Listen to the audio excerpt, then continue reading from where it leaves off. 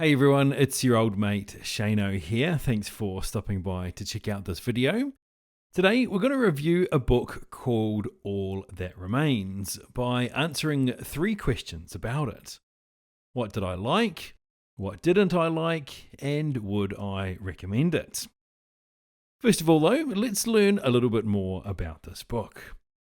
This was published in 2018 and is written by Sue Black, an anatomist and forensic anthropologist. Here's the blurb for this one. Sue Black confronts death every day. As a professor of anatomy and forensic anthropology, she focuses on mortal remains in her lab, at burial sites, at scenes of violence, murder, and criminal dismemberment, and when investigating mass fatalities due to war, accident, or natural disaster. In All That Remains, she reveals the many faces of death that she has come to know, using key cases to explore how forensic science has developed and examining what her life and work has taught her. Part memoir, part science, part meditation on death, her book is compassionate, surprisingly funny, and it will make you think about death in a new light. So, our first question to cover off then is, what did I like about this book? Well, first of all, Black is Scottish, and since I read this in a mix of hard copy and audiobook, I loved hearing her Scottish accent on the audio version. Even though my Scottish heritage is a couple of generations ago, I still love hearing it. About the book itself, though, there's lots of different things that I really liked. For example, there's quite a moving passage in the book where she describes the deaths of her parents and grandparents. Her telling of her father's slow fade from Alzheimer's really got to me. And I'm not afraid to say that as I was listening to her share this while on my train commute, it kind of choked me up a little. You could genuinely feel the love that had been there.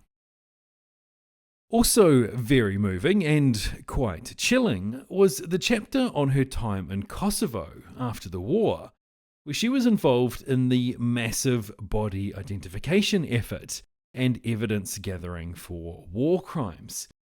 Some of the things that happened to some of the people there were insanely cruel, but she compassionately explains the process of trying to piece things together, and I mean that literally, in order to bring closure to the many devastated families.